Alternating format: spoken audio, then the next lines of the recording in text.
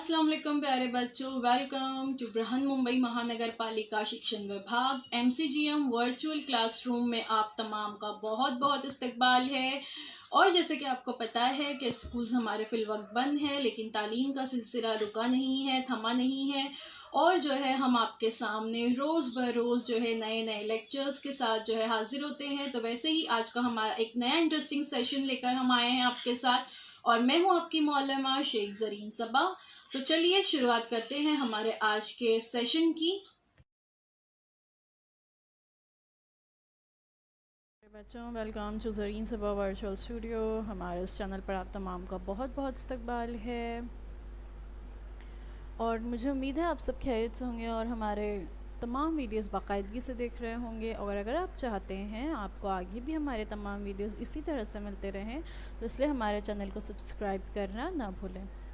तो चलिए आते हैं हमारे आज के टॉपिक की तरफ। आज हम देख रहे हैं आपका टॉपिक खुलवियात और हयाती टेक्नोलॉजी, साइटोलॉजी एंड बायोटेक्नोलॉजी। ये इस वीडियो का पार्ट 3 है। इसका पार्ट 1, 2 हमारे यूट्यूब चैनल पर अवेलेबल है, आप वहाँ से उसे देख सकते हैं। जमात दहुम के लिए मजमून साइंस 2, मैं आपकी Maluma Zareen Saba from MCGM virtual classroom Mumbai. तो बच्चों, स्कूल बंद है लेकिन तालीम का सिलसिला जारी व सारी रहे, इसलिए हम हर रोज़ एक नए वीडियो के साथ आपके सामने हाजिर होते हैं। तो इससे पिछले वाले वीडियो में हमने देखे हयाती टेक्नोलॉजी या बायोटेक्नोलॉजी किसे कहते हैं। इंसान के फ़ायदे के मकसद से जानदारों में मसनूई तौर पर जीनी तब्दीली और नस्ल बढ़ाने की बेहतरी के अमल को हयाती टेक्नोलॉजी या बायोटेक्नोलॉजी कहा जाता है। भारत में हयाती टेक्नोलॉजी की तरक्की, ये भी हमने लास्ट वीडियो में देखे थे कि इंडिया में हयाती टेक्नोलॉजी ने बहुत ज़्यादा तरक्की कर ली है और बहुत सारे हयाती टेक्नोलॉजी महकमे के तहत बहुत से इदारे हैं जो काम कर रहे हैं, और इन इदारों में आला तालीम और तहकीक की बहुत सारी सहूलतें दस्तयाब हैं। तो हम देखते हैं हयाती टेक्नोलॉजी का कारोबारी इस्तेमाल के कारोबार में किस तरह से इंडस्ट्रीज़ में हयाती टेक्नोलॉजी का इस्तेमाल किया जा सकता है। सबसे पहले देखते हैं ज़राअत में ज़रूरी हयाती टेक्नोलॉजी। ज़राअत के शोबे में हयाती टेक्नोलॉजी का इस्तेमाल ज़राअत में पैदावार और तनों बढ़ाने के लिए किया जाता है। देखिए यहाँ पर तस्वीर में आप नीचे देख सकते हैं एक अनमॉडिफाइड और एक मॉडिफाइड प्लांट। मॉडिफाइड प्लांट एक ऐसा प्लांट जिस पे हयाती टेक्नोलॉजी का इस्तेमाल किया गया है। तो जिस पर हयाती टेक्नोलॉजी यूज़ की गई है वहाँ पर प्लांट ग्रोथ 50% ज़्यादा हुई है, 50% इंक्रीज़ इन फोटोसिंथेसिस एफिशिएंसी, और लेस एनर्जी की उन्हें ज़रूरत है। तो इस तरह से जो हयाती टेक्नोलॉजी के ज़रिए प्लांट्स मॉडिफाई किए जाते हैं, वो उसकी वजह से ज़राअत में पैदावार जो है बढ़ती है और तनाव को बढ़ाने के लिए इसका इस्तेमाल होता है। मखलूतुल नस्ल बीज, दो अलग अलग फसलों के जीन यकजा करके मुख्तलिफ फसलों की मखलूत नस्ल हासिल की जाती है। फलों के लिए इसका बड़े पैमाने पर इस्तेमाल होने लगा है आजकल। तो मैंने इससे पहले भी आपको बताई थी कि मखलूतुल नस्ल बीज में क्या होता है। इन तरह के बीजों में दो अलग अलग तरह की फसलें हासिल की जाती है। जैसे आप यहाँ तस्वीर में देख सकते हो, दो अलग तरह की फसलें, उनको यकजा किया जाता है। कॉर्न की एग्जाम्पल आप यहाँ पे देख सकते हो। और जो कॉर्न इस तरह से हासिल किए जाते हैं, आजकल हम जो भुट्टे देखते हैं उसके दाने आप देखिए, कितने भुट्टे जो है बिल्कुल शेप में होते हैं, दाने भी बिल्कुल बराबर लाइन से जो है होते हैं, एक जैसी साइज़ के बड़े बड़े दाने होते हैं।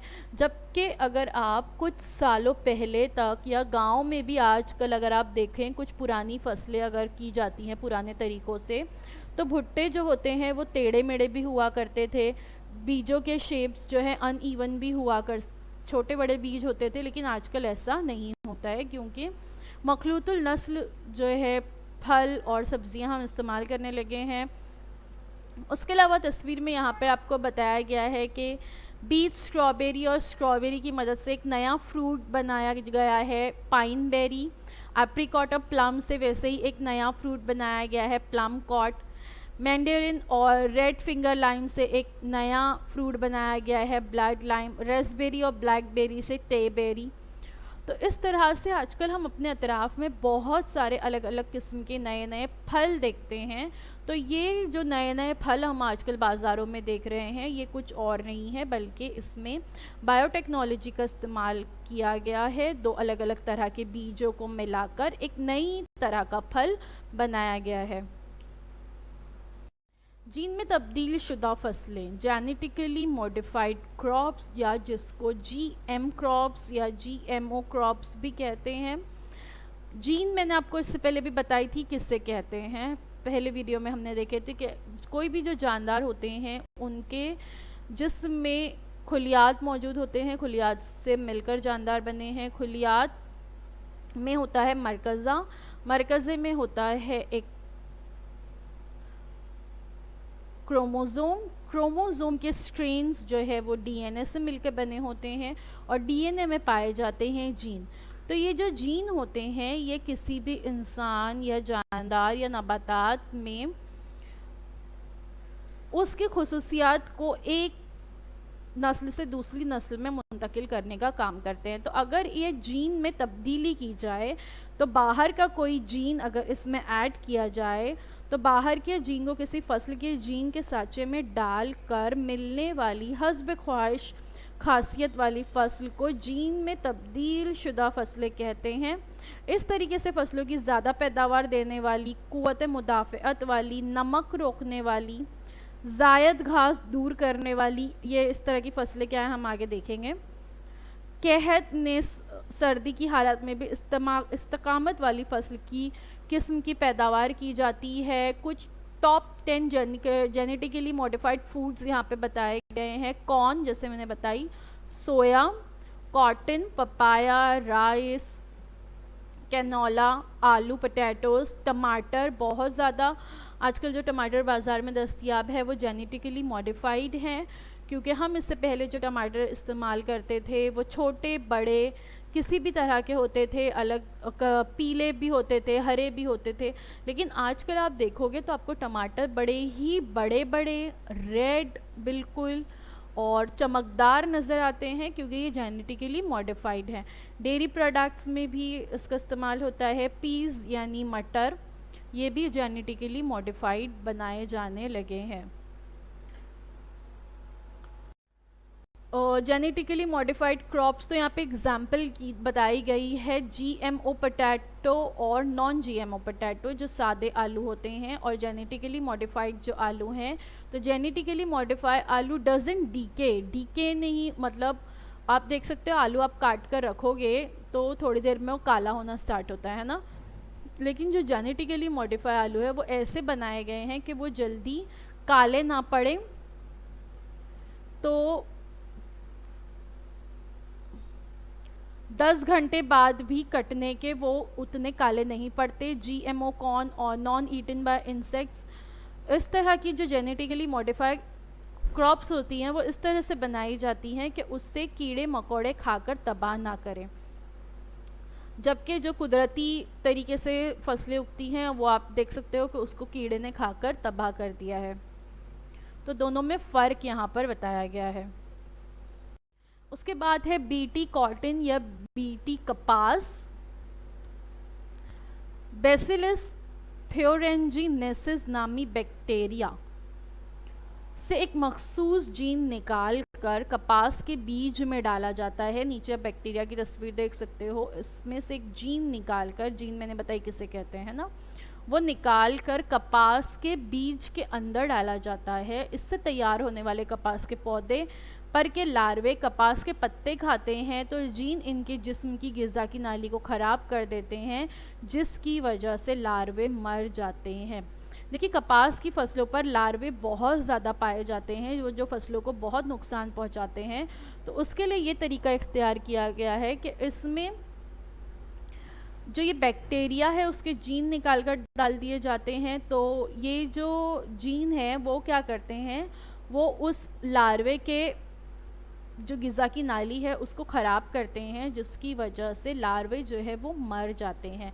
तो आपको यहाँ पर ऊपर की जो तस्वीर नज़र आ रही है, इसमें राइट हैंड साइड पर आप देख सकते हो एक कपास है छोटी सी, वो कॉटन है जो अनट्रीटेड है, बीटी कॉटन नहीं है। लेफ्ट हैंड साइड पे जो नज़र आ रही है ऊपर की तस्वीर में, वो बीटी कॉटन है जो एकदम फूली हुई आपको अच्छी नज़र आ रही है। तो बीटी कॉटन्स जो होती हैं या बैक्टीरिया का इस्तेमाल करने से जो कॉटन तैयार हो रही हैं आजकल, ये ज़्यादा फसलें देती हैं और नुकसानात कम होते हैं। बीटी बैगन बिल्कुल यही जो बैक्टीरिया है बैसिलस थ्योरेंजिनेसिस, इससे मिलने वाली जीन का इस्तेमाल करके बीटी बैगन तैयार किया जाता है। इसे भी उसके बीजों में डाल दिया जाता है इसके जीन को। जीन के लिहाज से बेहतर बैगन में लेपिडोप्टेरिन नामी कीड़े को बर्बाद करने वाले जीन के अज्जा होते हैं।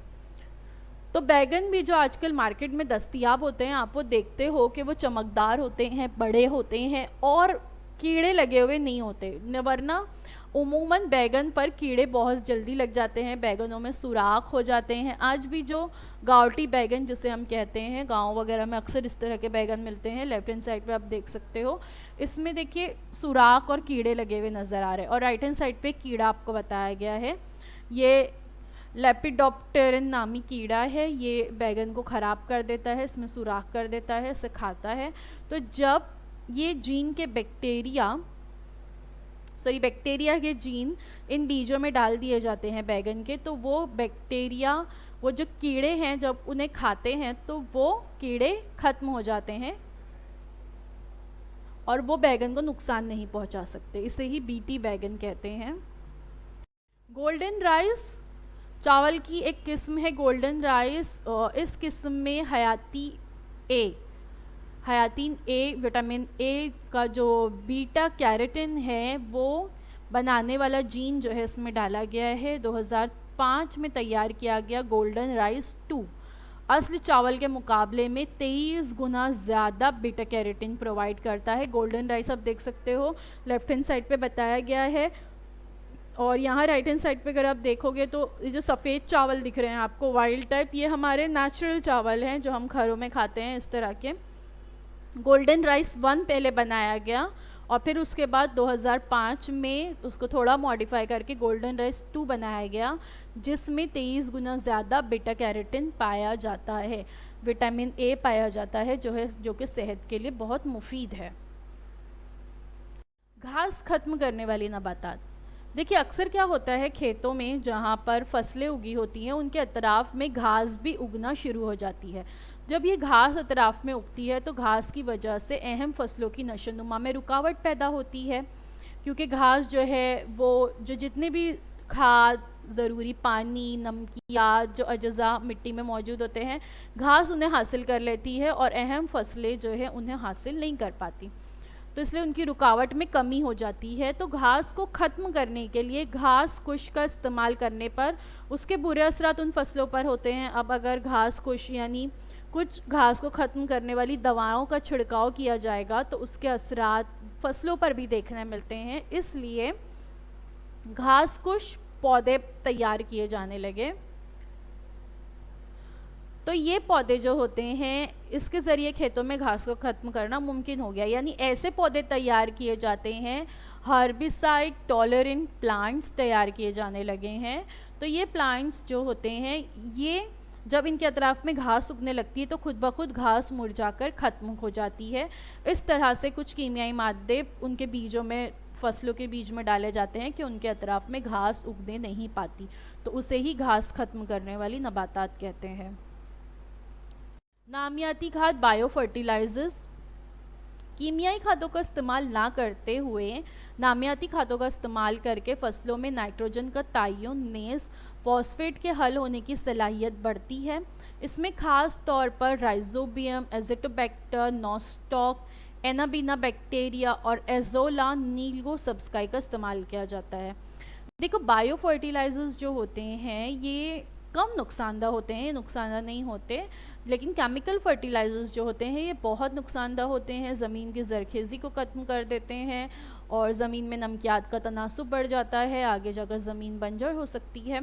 तो इसकी बजाय नामियाती खादों का इस्तेमाल होता है, जिसमें से एक चीज़ जो बतौर नामियाती खाद इस्तेमाल होती है वो आप नीचे एजोला देख सकते हो, पानी में नीलगू सब्सकाई ये मौजूद होती है, ये इस्तेमाल की जाती है। और बायो फर्टिलाइज़र्स के इस्तेमालात के कुछ फ़वाइद भी हैं। Improve soil aggregate structure, increase microbial life, absorb residues of pesticides and heavy metals जो नुकसानदा होते हैं ज़मीन के लिए और प्लांट्स के लिए, इसको एब्जॉर्ब कर लेते हैं। रिटेन मॉइस्चर, लॉक न्यूट्रिएंट्स, ये न्यूट्रिएंट्स को लॉक करके रखने का काम भी करते हैं जो बाद में पौधों के ही काम आते हैं। अफजाइश नसीज के बारे में तो आपने पिछली जमात में भी पढ़े, सबक के शुरू में भी मैंने आपको बताई। अफजाइश नसीज की वजह से नबातात में जुनैनी बेहतरी पैदा होती है। इसके अलावा इन नबातात की खुसूसियत आने वाली नस्लों में कायम रहती है। अब ज़ाहिरी बात है, एक नई नस्ल के नबातात तैयार हो गए तो अब उसकी आने वाली नस्लें जो होगी वो उसी तरह की बेहतर खुसूसियत वाली होगी। हैवानात की अफजाइश में अब जो है बायोटेक्नोलॉजी का इस्तेमाल किस तरह से किया जाता है। अब तक तो हम देख रहे थे ज़राअत में कैसे इस्तेमाल होता है, अब देखते हैं एनिमल हस्बेंड्री यानी हैवानात में किस तरह से इस्तेमाल होता है। मसनूई तख्मरेज़ी, आर्टिफिशियल इंसेमिनेशन।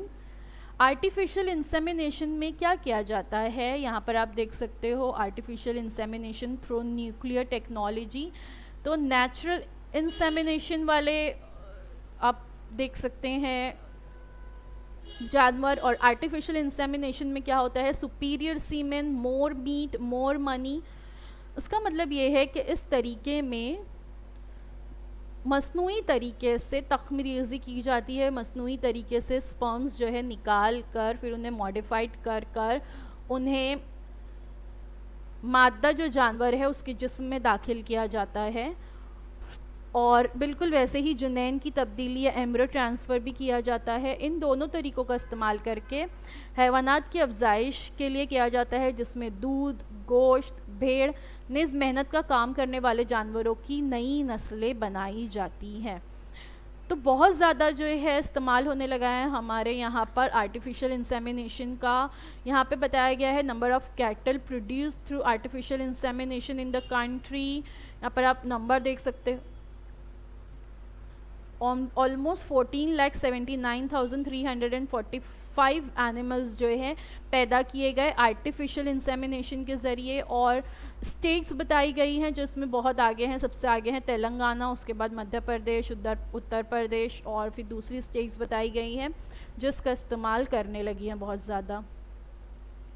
एम्ब्रियो ट्रांसफ़र में क्या होता है, इसमें जो फीमेल एनिमल है उसके एग्स जो है वो कलेक्ट किए जाते हैं, उसको फर्टिलाइज़ किया जाता है, फिर उसको लैब में उसको 5 से 7 डेज़ उसको कल्चर किया जाता है, और फिर वो जो एम्ब्रियो है उसका वो ट्रांसफ़र किया जाता है रिसिपिएंट में, एक दूसरे बेहतर नस्ल के जानवर में। और वो बेहतर नस्ल की जो मादा होती है वो उस एम्ब्रियो को जो है अपने रहम मादर में बच्चे की पैदा होने तक रखती है। फिर इस तरीके से जो नए जानवर पैदा होते हैं उनमें जो नस्ल यानी जिसके रहम मादर में ये एम्ब्रियो रखा गया था उसकी नस्ल की खुसूसियत भी होती है, जहाँ से एग जो है कलेक्ट किए गए उसकी खुसूसियत भी होती है, और एक नई नस्ल के जानवर जो है तैयार होते हैं जो ज़्यादा दूध देने वाले और ज़्यादा फरबा हो सकते हैं। अब देखते हैं इंसानी सेहत, ह्यूमन हेल्थ पर किस तरह से इसका असर हो रहा है। तशख़ीस अमराज और अमराज का इलाज इंसानी सेहत के दो अहम जुज़ है, यानी पहले तो मर्ज़ का पता लगाया जाए कि मर्ज़ है क्या, और फिर मर्ज़ पता लगने के बाद उसका इलाज करना। किसी शख्स की बीमारी की तशख़ीस करने के लिए उस शख्स के जुनैन का क्या किरदार है, इसे हयाती टेक्नोलॉजी की बुनियाद पर आसानी से समझा जा सकता है। ज़ियाबतीज़ और दिल की बीमारियों की तशख़ीस अब जिस्मानी अलामत नज़र आने से पहले ही हयाती टेक्नोलॉजी की मदद से की जाती है। पहले से होता था कि बीमारियां उस वक्त पता चलती थी जब आपको जिस्मानी अलामत ज़ाहिर हो रही है, यानी आपको कहीं पे दर्द हो रहा है, बॉडी में कुछ चेंजेस हैं, तो आपको पता चलेगा कि आप बीमार हैं। लेकिन अब बायोटेक्नोलॉजी की मदद से जिस्मानी अलामत ज़ाहिर होने से पहले ही बीमारी का पता लगाया जा सकता है। जिसकी वजह से वक्त रहते उसका इलाज मुमकिन है। हयाती टेक्नोलॉजी की मदद से एड्स, डेंगू जैसे बीमारियों की तशखीस चंद मिनटों में आप कर सकते हैं, जिसकी वजह से इलाज जल्द किया जा सकता है और इंसान की जान बचाई जा सकती है। अमराज के इलाज के लिए मुख्तलिफ अद्वियात का इस्तेमाल किया जाता है, जैसे ज़ियाबतीज़ या डायबिटीज़ के इलाज के लिए इंसुलिन नामी हार्मोन का इस्तेमाल करते हैं। ऐसा शख्स जिसे डायबिटीज़ बहुत ज़्यादा हो, उसे इंसुलिन के इंजेक्शंस बाकायदा जो है हर हफ्ते लेने होते हैं। तो पहले ये इंसुलिन घोड़ों के जिस्म से हासिल किया जाता था, एक तरह का हार्मोन है ये, लेकिन अब हयाती टेक्नोलॉजी की मदद से यही इंसुलिन बैक्टीरिया के ज़रिए तैयार किए जाते हैं। इसके लिए बैक्टीरिया के जीन में इंसुलिन का इंसानी जीन जोड़ा जाता है। यहाँ पर आप नीचे तस्वीर में देख सकते हो, how did they make insulin from recombinant DNA.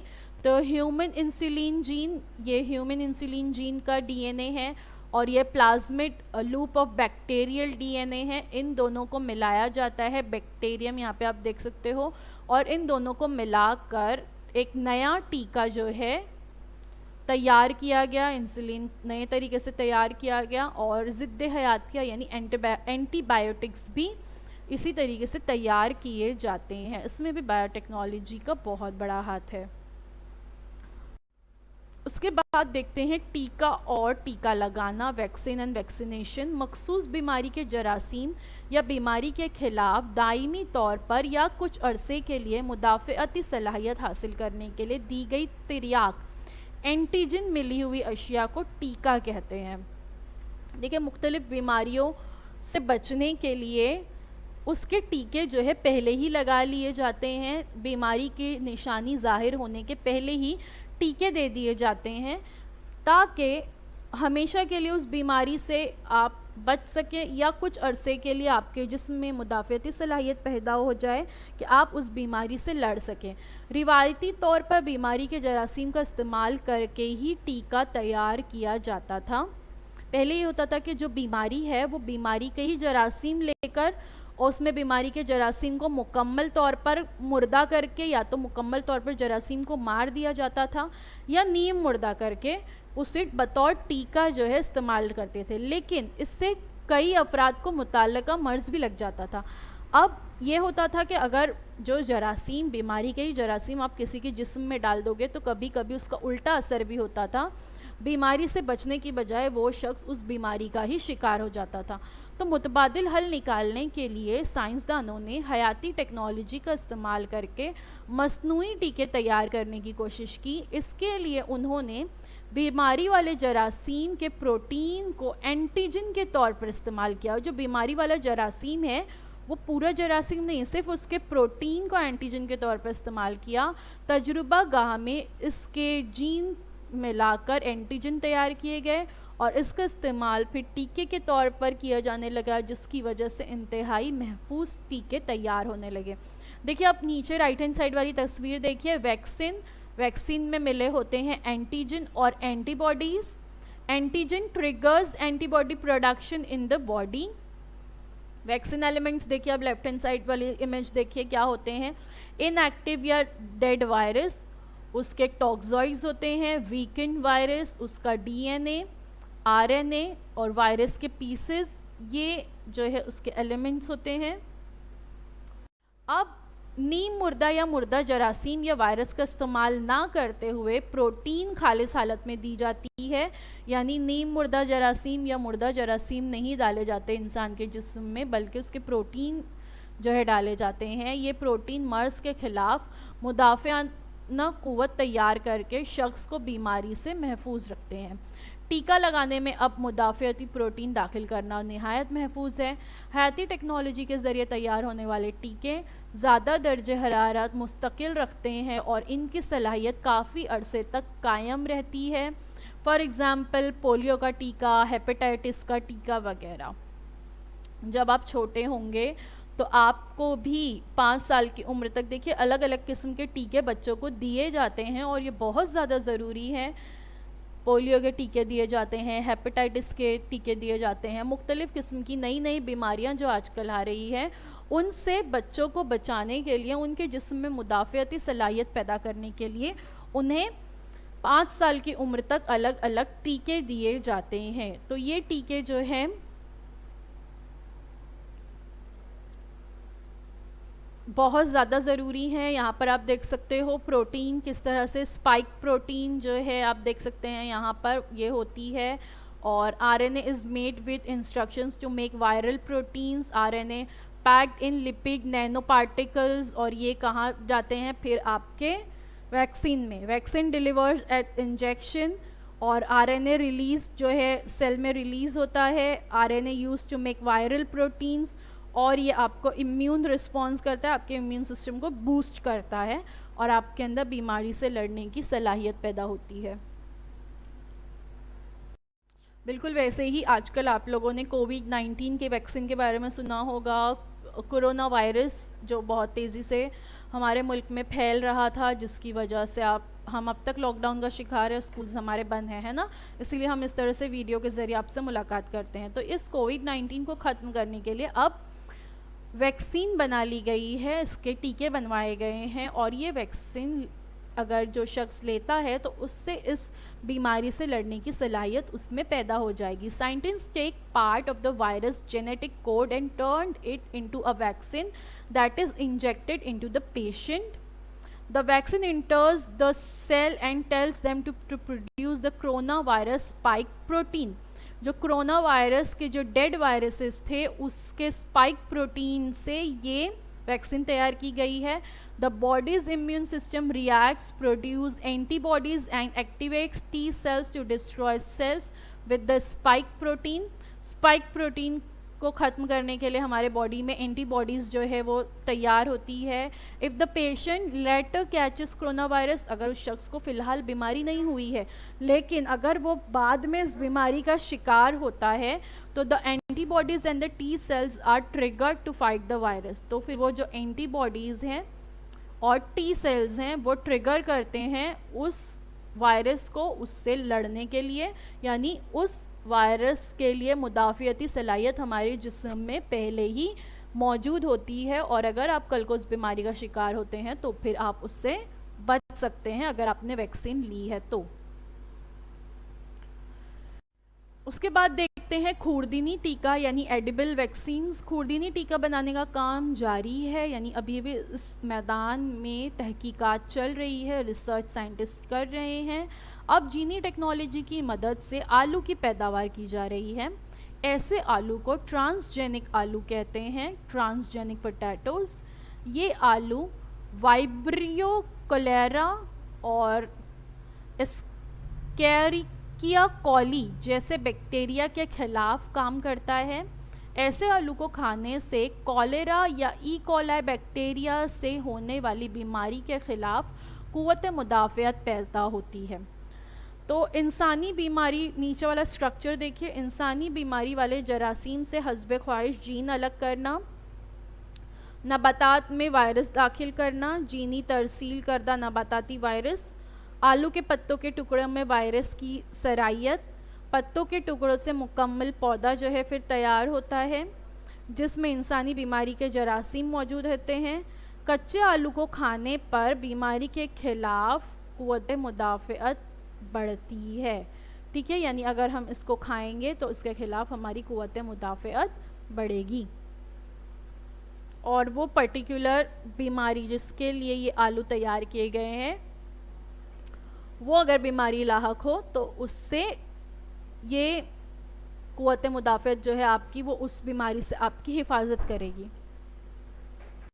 तो इसके बाद वाले वीडियो में हम देखेंगे जीन थेरेपी के बारे में, जीन एग्यूमिनेशन थेरेपी किस तरह से काम करती है, ये जीन थेरेपी क्या है, क्लोनिंग किसे कहते हैं, वो जो बहुत इंटरेस्टिंग है ये हिस्सा आगे का। तो नेक्स्ट वीडियो हमारा ज़रूर देखिए। आज के लिए बस इतना ही, वक्त काफ़ी हो गया है तो आज का वीडियो हम यहीं पे ख़त्म करते हैं।